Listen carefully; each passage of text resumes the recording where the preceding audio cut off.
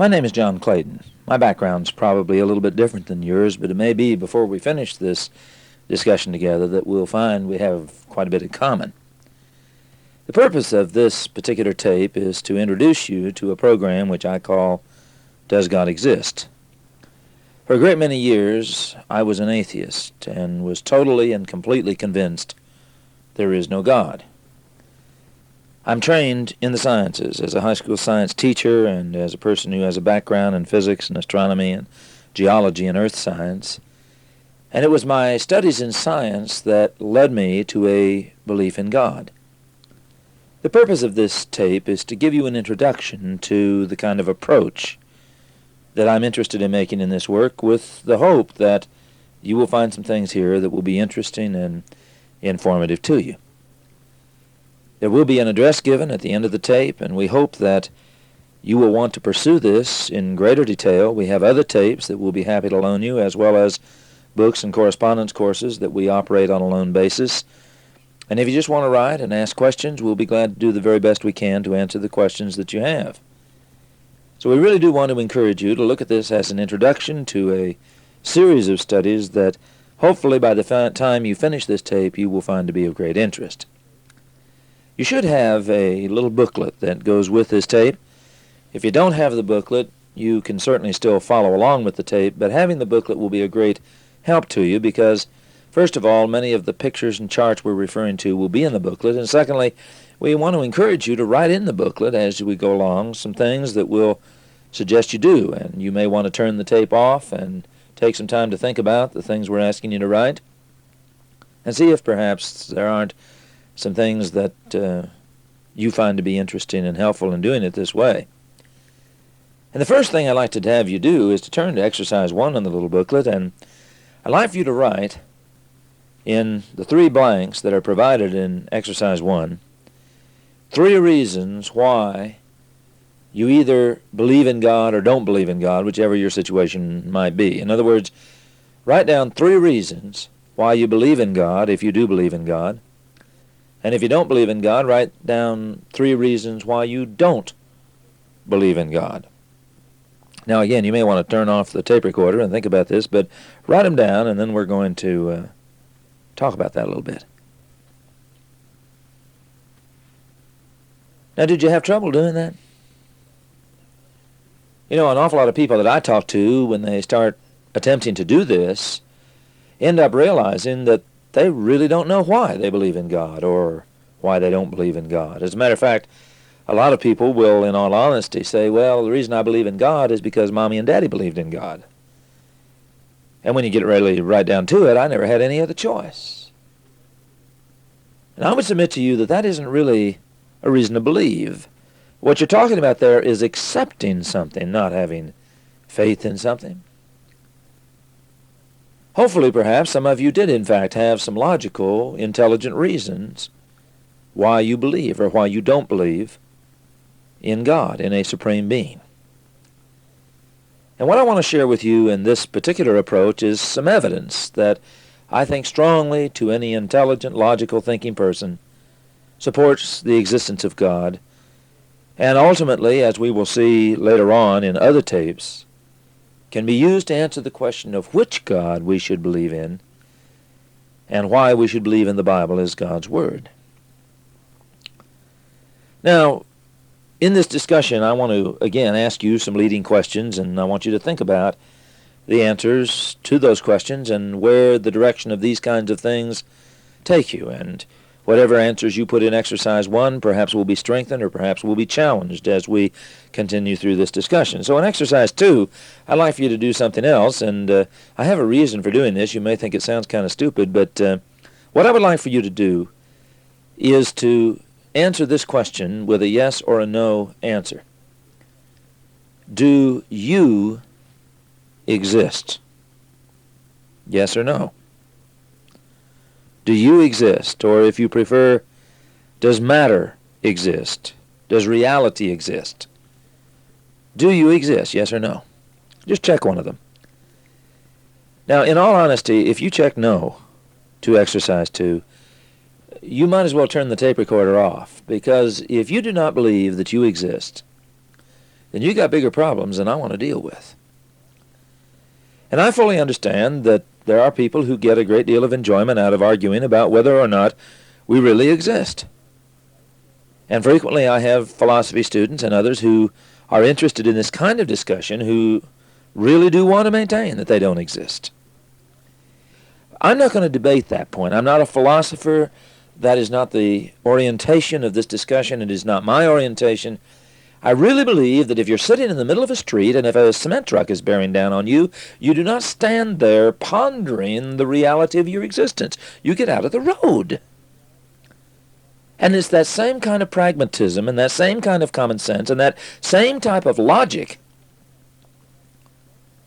that I believe can be used to demonstrate and to prove that God is.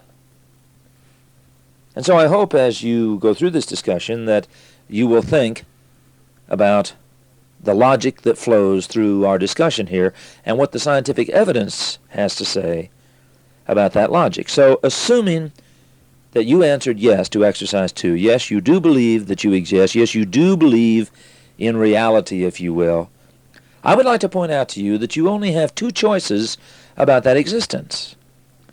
Either you had a beginning or you did not have a beginning. Now, I want to point out to you that, we're not dealing with anything particularly hard to understand here. And in exercise 3, I'd like for you to think about that and answer with another situation. Do you have any other explanation for your origins than the 2 I have mentioned? In other words, I want you to write in exercise 3, if you do not accept the fact that either we had a beginning or that we did not have a beginning, I want you to write down what that other choice is. And hopefully you realize there is no other choice. Either we had a beginning or we did not have a beginning.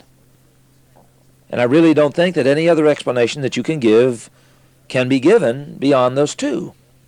Now it's interesting here because the choice that we're talking about, the choice about whether we had a beginning or whether we did not have a beginning, is an amazing contrast between what the biblical perspective is and what those who believe in God say and what the atheist says. You see, the Bible says, in the beginning, God created the heaven and the earth.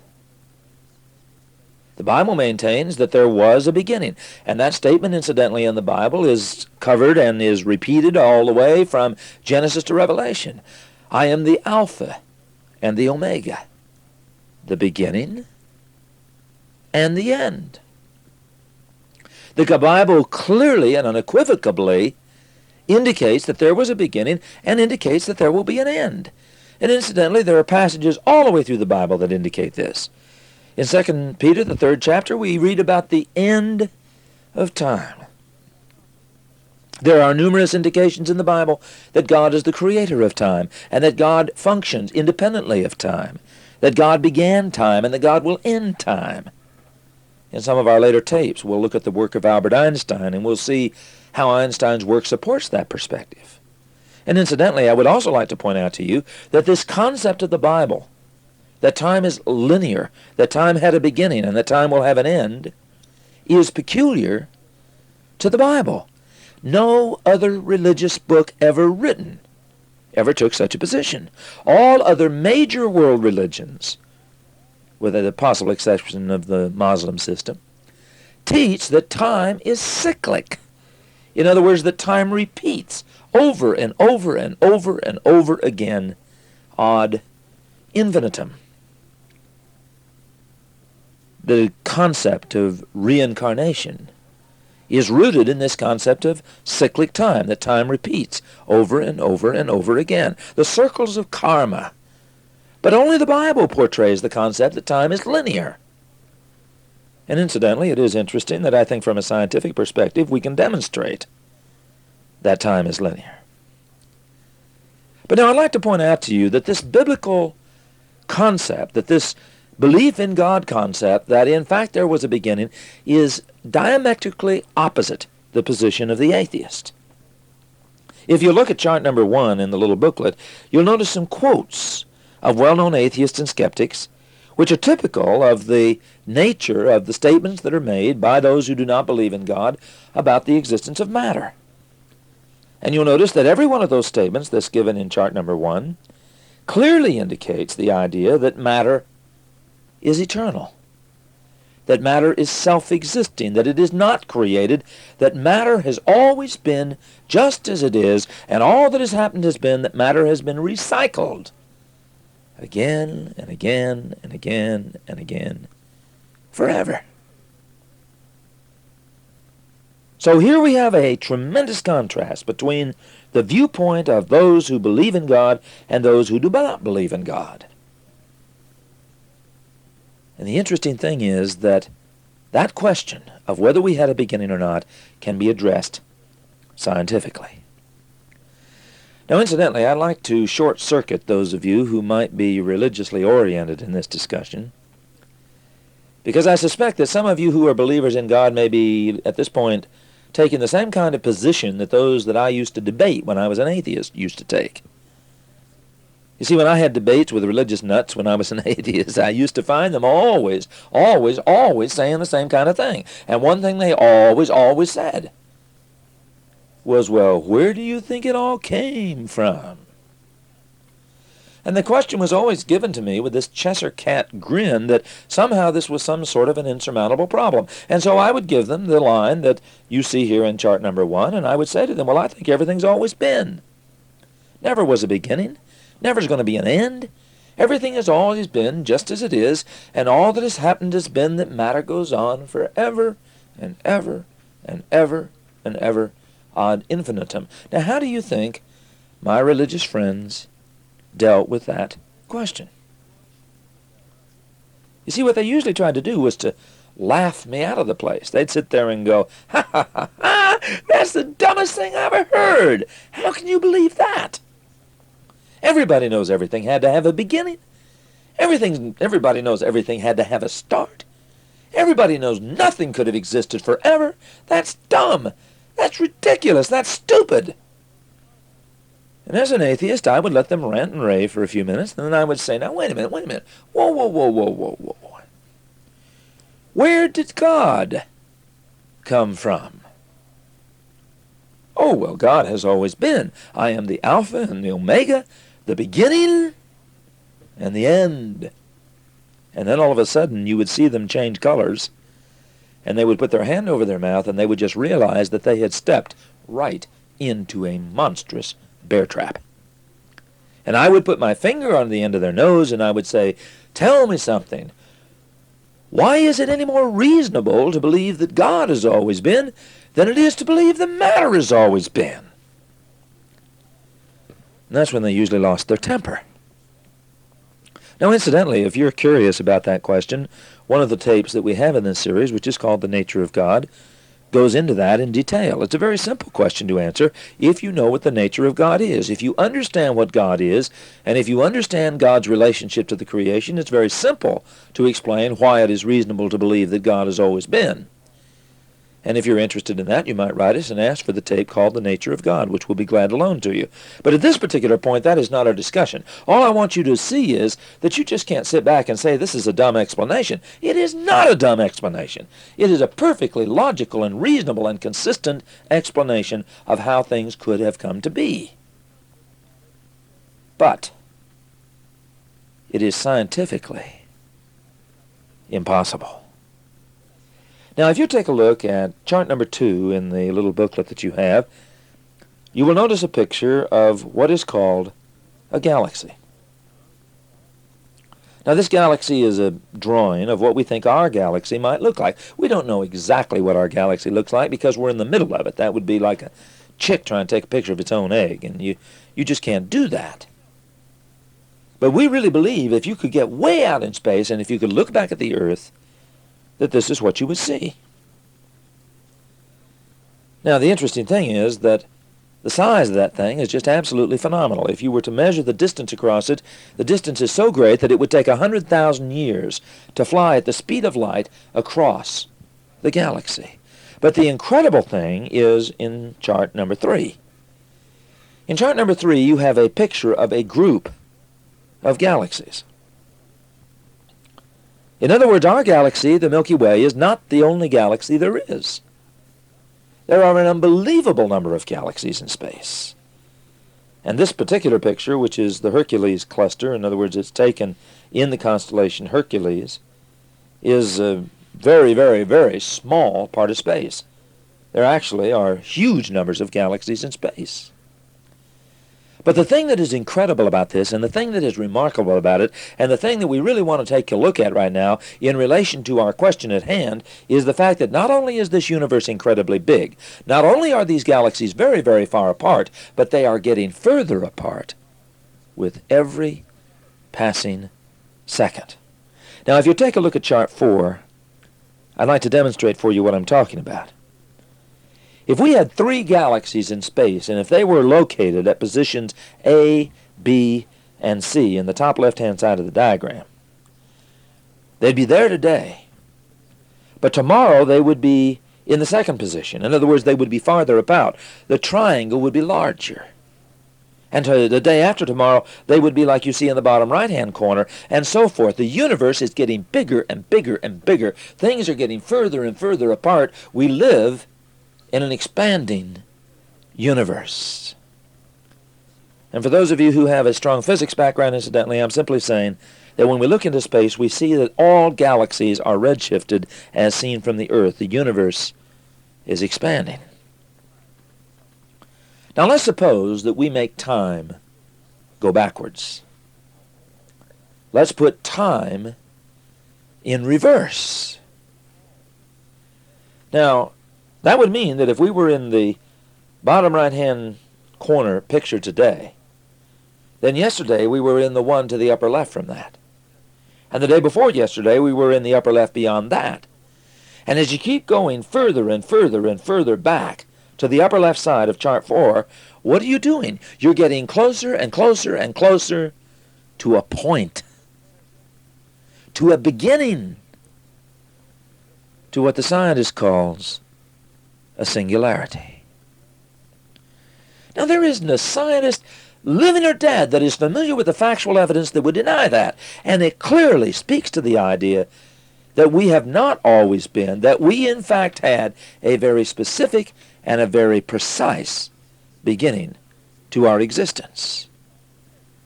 And incidentally, if some of you are interested in the oscillating universe theory, which is the theory that the universe might in fact have come from a point but might expand and then eventually collapse on itself and then re-expand, I'd like to point out to you it is very easy to show that that is not a realistic solution to the concepts that we're talking about here. Because even if we lived in an oscillating universe, the total amount of energy in the universe would decrease. Because every time it exploded, every time it expanded, there would be a release of electromagnetic radiation and other kinds of radiations, so heat death is going to still be a factor. The oscillating universe does not change this discussion. And if you're interested in pursuing that more deeply, we do have other materials that you can write for that we can point that out to you with. But now let's go on to chart number 5, because here's another proof that we had a beginning. Chart number 5 shows you a diagram of the sun. The sun is an incredible piece of equipment. It is a piece of equipment that works on the principle of thermonuclear fusion, the hydrogen bomb. What is happening on the sun is that hydrogen is being squeezed together by tremendous gravitational forces to make helium. And as that process occurs, since the mass of the helium is less than the hydrogen that made it up, some of that mass that is lost is released as energy. And this is what powers the sun. This is what is the driving force behind the hydrogen bomb. Every second on the sun, 564 million tons of hydrogen are turned into 560 million tons of helium, with 4 million tons of matter released as energy.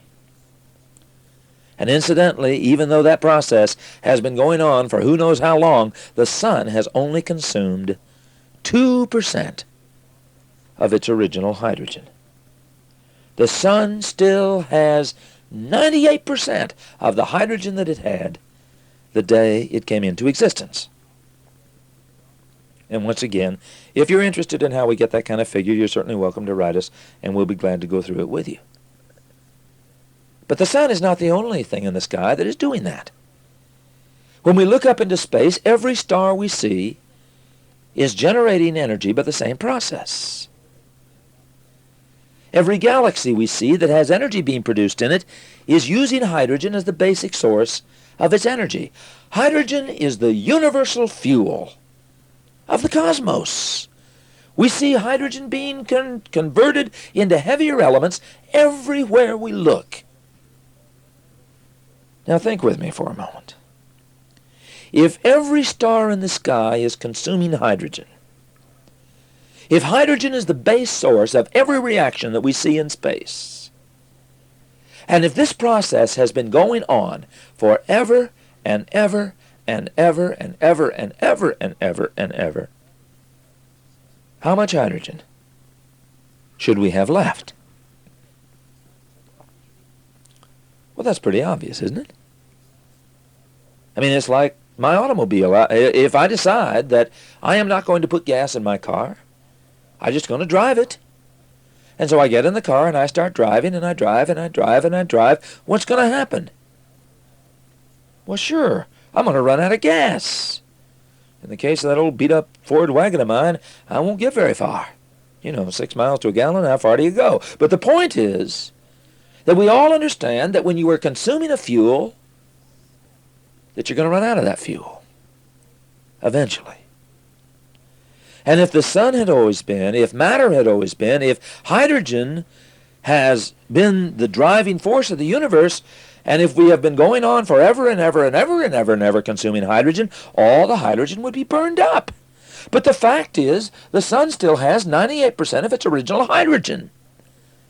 The fact is that hydrogen is the most abundant fuel in the universe. Everywhere we see hydrogen. We have things called radio telescopes that we can turn into outer space. And when we do that, we can measure the spectral lines that are coming to us from distant objects. And we pick up the hydrogen 21 centimeter spectral line everywhere we look. Now that could not be unless we had a beginning. The hydrogen would be completely burned up and we would be out of gas. Now there are many, many other evidences that can be given that prove we had a beginning. And I'll mention one or two more of these to you, but why don't you see what you can do with this? In exercise 4, why don't you see what you can do about writing down 3 evidences you have, 3 things, perhaps including the ones we've talked about so far, that prove we had a beginning. You might want to turn off the tape recorder to do that, and then we'll talk about it.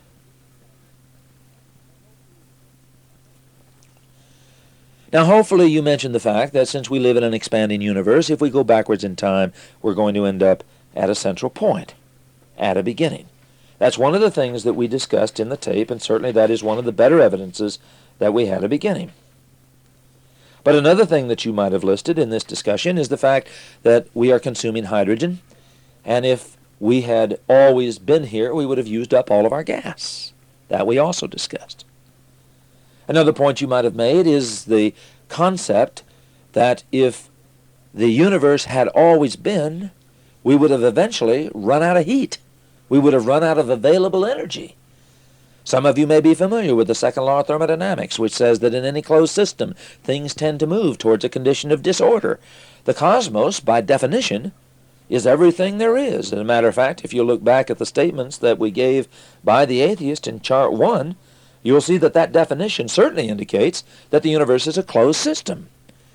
And if it's a closed system, and if it has been running forever, it would be totally and completely disorganized. We would have no available heat. Heat death would have set in, and that is obviously not our situation. So there are many, many proofs scientifically that we had a beginning. And may I point out to you that this has not been a long, involved theological argument. I haven't pulled any high-powered philosophical theatrics out of a hat here. We are simply looking at the evidence. What does the evidence say? The evidence clearly says we had a beginning. Now, if you look at chart 6 in your booklet, you'll notice that we have diagrammed the argument we're presenting for you. And chart 6 points out the fact that we can, in fact, start out assuming that we exist, and we can ask the question, did we have a beginning or did we not have a beginning? And we have just gone through a considerable amount of evidence that indicates that we had a beginning. There is a second logical step in this discussion. If we had a beginning, was the beginning caused or was it not caused? Now, once again, I submit to you that we're not dealing with anything that has any third option here. Either we had a cause or we did not have a cause. Now, the Bible, once again, makes a beautifully concise statement of this particular concept. In the beginning, God created the heaven and the earth. The Bible indicates not only that we had a beginning, but the beginning was caused. Now, the official atheist position, which once again you can look back and see in the statements that we looked at in chart number 1, is that the universe was not caused. Notice the statement from the Humanist Manifesto. The humanist position is the universe is self-existing.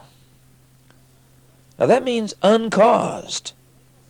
And to make sure you don't miss it, they go on and say, and not created. And incidentally, it is interesting that many secular humanists will go on to say that since there was a beginning, there must be some method by which matter can spontaneously pop into existence out of nothing. But we just don't know what that method is yet. Now, I'd like to suggest to you that that is one of the safest arguments in the world. Because anytime you argue from ignorance, you're safe. The only way anybody can address that question is to maintain they know everything. And who's going to be that ridiculous? But there is a major logical flaw here in making that kind of a presentation. In exercise 5, I would like for you to do something that hopefully will get you thinking about the problem with this area. And that is that there are certain conservation laws of science that you have known since you were a kid. Laws that say certain things cannot be created nor destroyed. Now, why don't you see if you can write down the conservation laws in exercise 5, and then we'll talk about those. Now, I hope that you perhaps recognized that this was pretty easy to do. One conservation law is that matter cannot be created nor can it be destroyed. And that is the foundation of modern chemistry. But if matter can spontaneously pop into existence out of nothing, then that statement is false. And we have to throw away everything we know in chemistry. Another conservation law that you might have written is that angular momentum cannot be created nor destroyed, the law of conservation of angular momentum, which is the foundation of much of physics. But if matter can pop into existence out of nothing, which means it would have a certain amount of angular momentum, then the law of conservation of angular momentum is wrong, which means everything in physics is wrong. And you're going to have to throw the physics book in a trash can. Another conservation law you might have listed is the law of conservation of electric charge, which says that electric charge cannot be created nor can it be destroyed, which is the foundation of electronics. Now, if matter can spontaneously pop into existence out of nothing, then that law is false, and your TV set does not work. Or this tape recorder that you're listening to. Now, your TV set may not work, but I'll guarantee you that's not the reason. Every conservation law we know goes in the trash can if something can come into existence out of nothing. Now, in exercise 6, I've got a response that people sometimes make for this, and I'd like for you to see if you can answer this. Someone might say, well, you know, all of this is fine, but we just don't know enough. Our knowledge is incomplete. Why is that not a valid response to what we've been talking about? Write that down in exercise 6, and while you're at it, turn the cassette over, and we'll talk about that on the other side. Now, the point that I hope you recognized in dealing with this is that any time we say, I'm not going to accept something because our knowledge is incomplete, we have automatically put ourselves into the Dark Ages, because we will never have total knowledge. And when we build technical devices, when we build television sets or radar units, we don't refuse to build those units because in the future we will have knowledge that will improve what we have had. Science and engineering would be at a standstill if people had taken the position that until I have absolute knowledge, I'm not going to act. What we have to do is to remain open to the possibility that we're going to have to change our mind on things, that new discoveries may alter our position. Religion is not dead. It's not something that we don't have room to grow in and to improve our knowledge and understanding of. But the lesson of history has been that the more evidence we get about the creation, the closer we get to the Creator.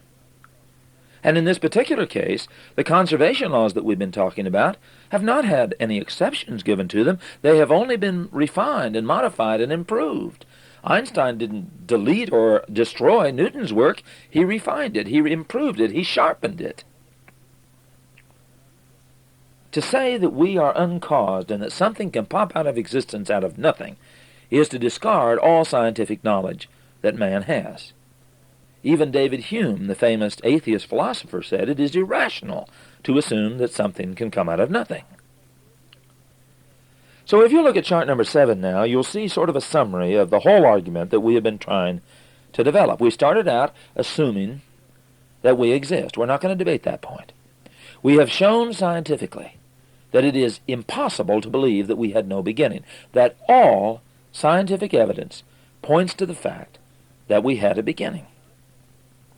We have looked at the choice of whether we have a cause or whether we do not have a cause, and we have seen that to take the position that we do not have a cause puts us into a logical absurdity, destroying all of science, and placing us in a position where we could not advance in any way, scientifically, logically, technologically, or any other way. There is one more choice to be explored, and that is that if we had a beginning, and if the beginning was caused, what was the cause? Was it a personal God, or was it something that is not personal, which means chance? Now in exercise number 7, I'd like for you to sharpen your mind on this a little bit and see if you can see a way we can test this particular choice. In exercise 7, I would like for you to list those things that would be the property of a personal cause. In other words, if the universe has been caused by a personal God, what properties would we expect to see in the cosmos? Again, you may want to turn off the machine and write these down, and then we'll discuss it.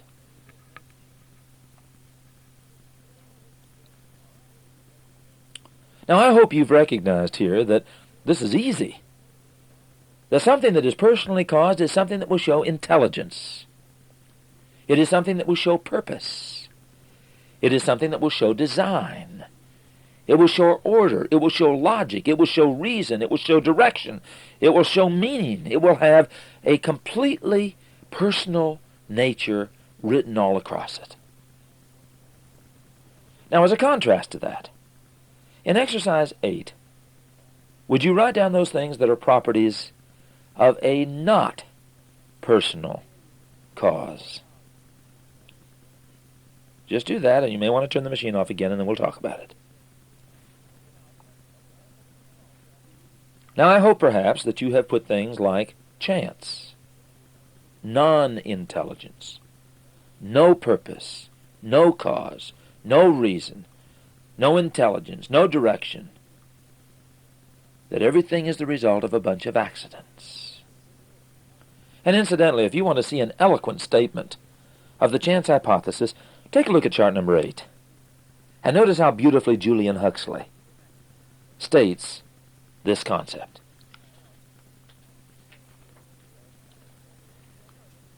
That's a pretty incredible statement, isn't it? That we are the result of a long series of singularly beneficial accidents. You know, I really do not believe that an intelligent, logical, reasonable, thinking individual would accept a proposition like that. But let's take a look at some of the evidence that supports that point of view. In chart number 9, there is a little diagram of a new concept in physics, at least It's new to many of us. It has been appearing in the technical journals relatively recently, and of course it has been expanded a great deal since its original introduction by, I think, probably Paul Davies of England was one of the first ones to introduce it. What you have there is sort of a diagrammatic representation of the atom, specifically of the nucleus of the atom, although it really could be applied to a star or almost anything.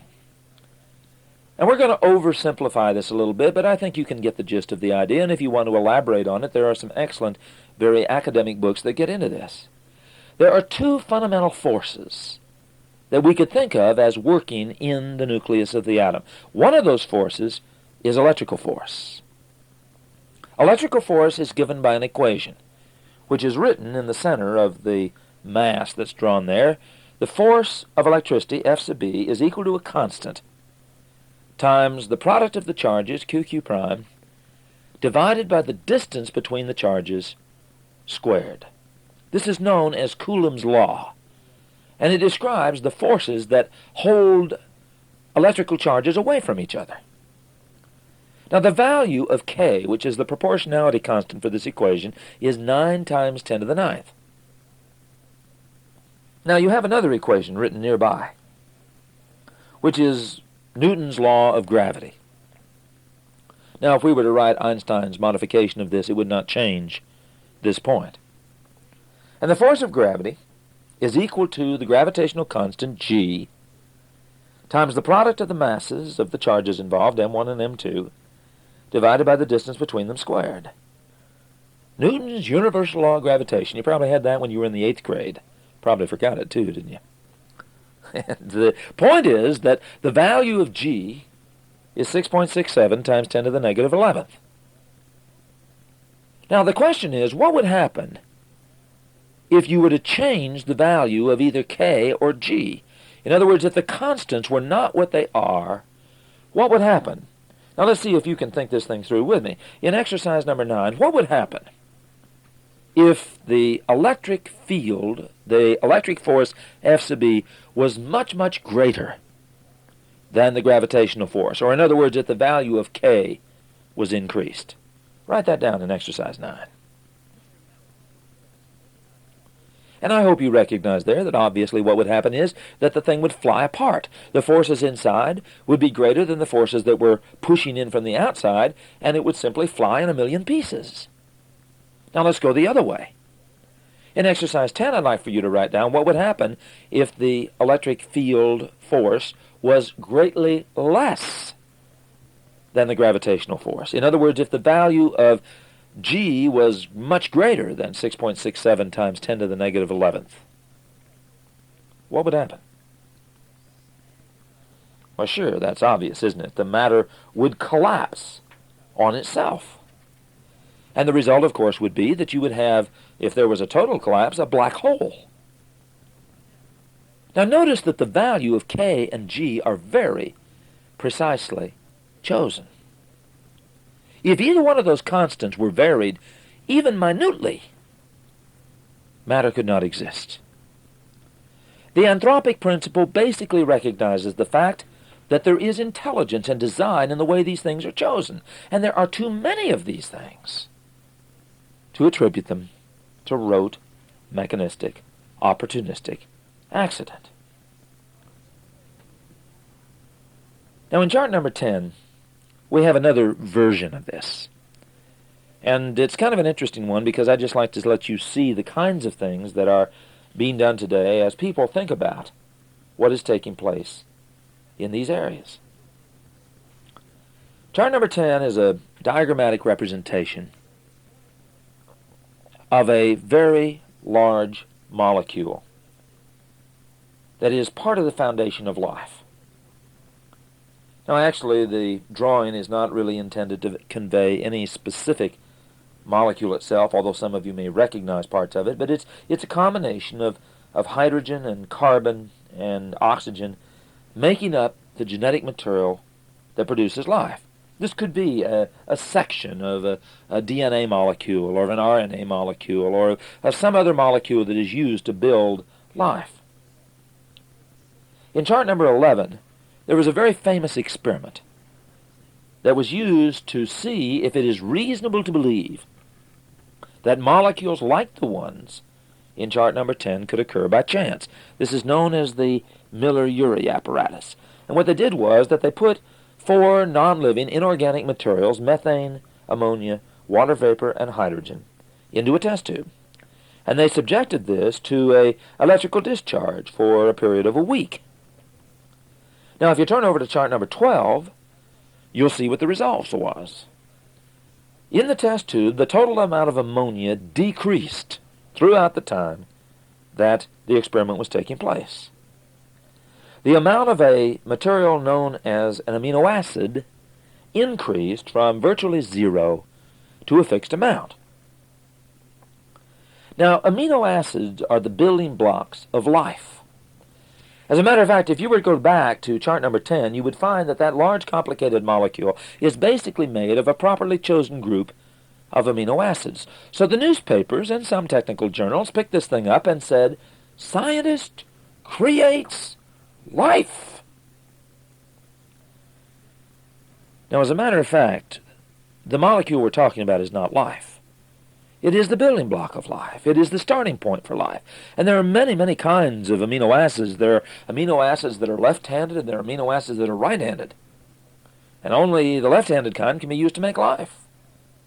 And many amino acids do not have the right setup to go into living things. Just because you have an amino acid does not mean that it will automatically produce life. But there are things you can do. You can dry out, for example, amino acid combinations, and when you do, you get more complicated molecules called peptides.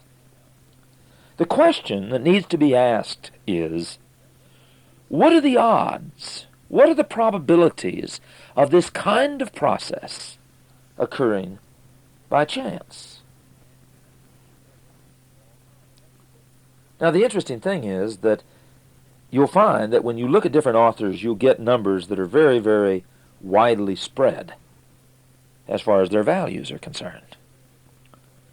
For example, Frederick Hoyle, in his book called The Intelligent Universe, suggests that getting proteins by chance from combinations of amino acids result to one chance in something like 5 times 10 to the 19th. In other words, if you were to make a fraction with 1 in the numerator and 5 with 19 zeros after it in the denominator, that would be the odds.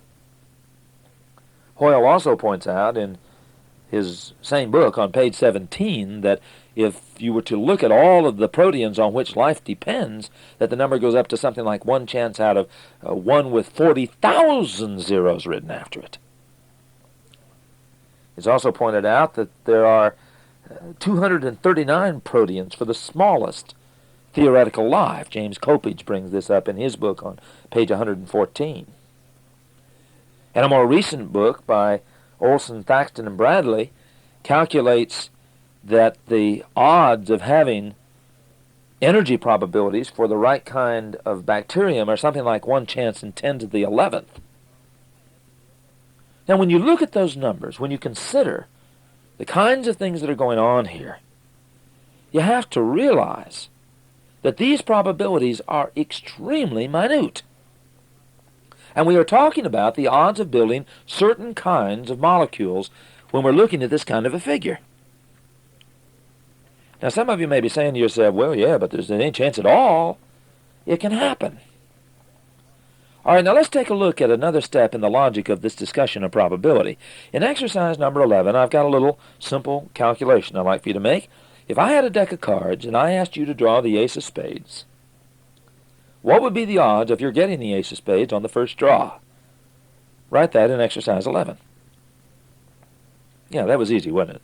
1 out of 52. Now, suppose I said, okay, this time I want you to do it twice in a row. In other words, I'm going to hold out a deck of cards and you draw the ace. And then you and I are going to shuffle up the deck and we're going to draw it again. What would be the odds of drawing the ace of spades twice in a row, back to back, out of a cold deck? Write the answer in chart 12. Now, probably most of you didn't have any trouble with that. If you did have trouble with it, the answer would be 1 chance out of 2,704. And you say, well, how do you get that? Well, when you have two things that have to be right, you multiply the individual probabilities of each of those things happening. So in this case, it would be 1 out of 52 times 1 out of 52, which is one chance out of 2,704. Let me show you how fast that goes up. In exercise 13, write down the odds of drawing an ace of spades 4 times in a row, back to back, out of a cold deck. Okay, that was easy, wasn't it? 1 out of 52 times 1 out of 52 times 1 out of 52 times 1 out of 52. You do that 4 times, and the answer comes out to be one chance out of 7,311,616. Now the point is that the numbers go up logarithmically. And if you look back at the things that we have been discussing, you'll realize that all of the things that we've been talking about are sequential. All of them have to happen. You can talk about the odds of having the right kind of galaxy, or the odds of having the right kind of solar system, or the odds of having the right kind of star, or the odds of having the right kind of planet, or the odds of having the right kind of amino acids, or the odds of having the right kind of proteins. Or you can go on like this for a couple of hours. When you get done with all of those things, you have to multiply all of those individual probabilities to get the final answer. Now, people like Frederick Hoyle and people like Francis Crick, who was the co-discoverer of the DNA helix structure, and people like Murray Edens of MIT, and numerous other scientists, are simply saying these probabilities are so astronomically high when you multiply all these individual probabilities together that you can't realistically believe they could occur on the Earth by chance. Look at chart 14 and read the statement by Hoyle. And notice his conclusion. There is no way a Darwinian struggle for survival can explain the emergence of a Mozart, a Shakespeare, or a Carl Friedrich Gauss. You simply cannot look at these things that we see all around us and conclude that this is the result of an accident. Now, incidentally, one of the tapes that we have in this series is called The Source, Design, or Chance, or sometimes we call it Design's Proof of God. And we go through countless other examples. We have a series of articles which we call Dandy Designs, in which we show one example of after another of the wisdom and the intelligence that is all around us.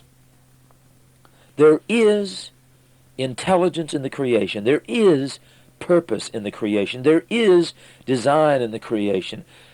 You cannot logically maintain that we are the product of chance. And if you look at chart 15, you'll see just how strong the contrast is that you and I have been talking about. The atheist says matter is eternal. The biblical concept, the believer says, matter was created. And the scientific evidence is overwhelmingly in support of the fact that matter was created. The atheist says we are uncaused. We are self-existing. Matter never had a beginning, and if it did have a beginning, it was by some process we don't understand. Something can come from nothing. There is no cause. There was no creation. The believer says in the beginning, God created. There was a cause. And the atheist says we are the product of chance. And we say, those of us who believe, chance is not possible, not mathematically, not logically, not intelligently. There is design. Now in exercise 14, I want to ask you a question that I don't really want you to answer to me in person, but I'd like for you to maybe to write it down, at least to think about it. Now, what do you think the evidence supports? What evidence do you see? What conclusion would you draw from what you have seen? And I hope you've seen that the atheist view is not possible. I'm sure that many of you may say, well, now what about, and then you fill in something that you think needs to be included. I'll be more than happy to consider what about. I may not have the answer. I don't pretend to have all the answers.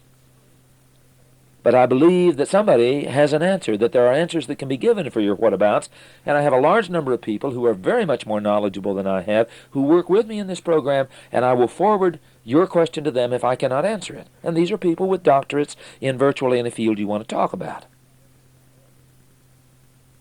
The evidence is that there was a beginning, that there was a cause, that there is a design.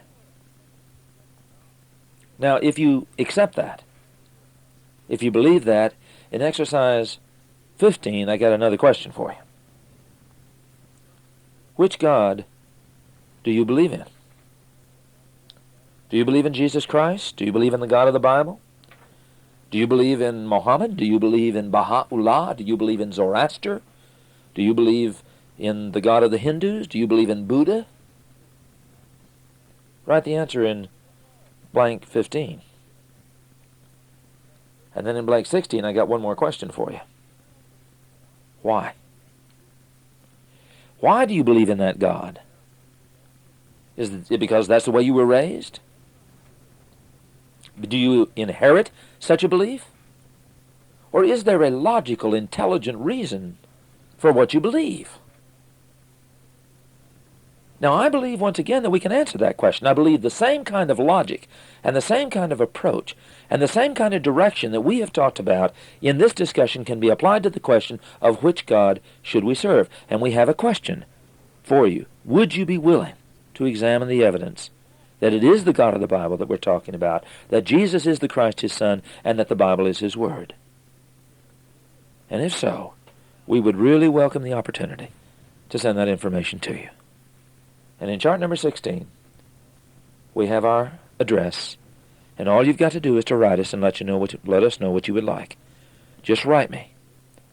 If you have questions, I'll try to answer them. If you would like to pursue some of the other tapes in this series, we would be glad to loan them to you to make sure that you get the material that you're seeking. I believe it's important that we know why we believe what we believe. If there is a God, and if we are responsible for belief in that God and for how we live our lives, then it certainly behooves us to understand that and to believe that and to have a sound, dynamic, working, living faith that moves us to do something. And since I've been an atheist for many, many years, and since I now am a Christian and I have seen both sides, and I have seen the arguments, and I have some training in the sciences, I would really love to have the opportunity to communicate with you, to correspond with you, to provide you with what I can, and to lead you in some directions that may be helpful to you. And by the same token, I'm sure that you can show me some things that I need to consider. Perhaps you can give me some things that will help me in becoming more mature and more objective and more knowledgeable in the things I'm trying to do. Thank you so much for listening to this tape.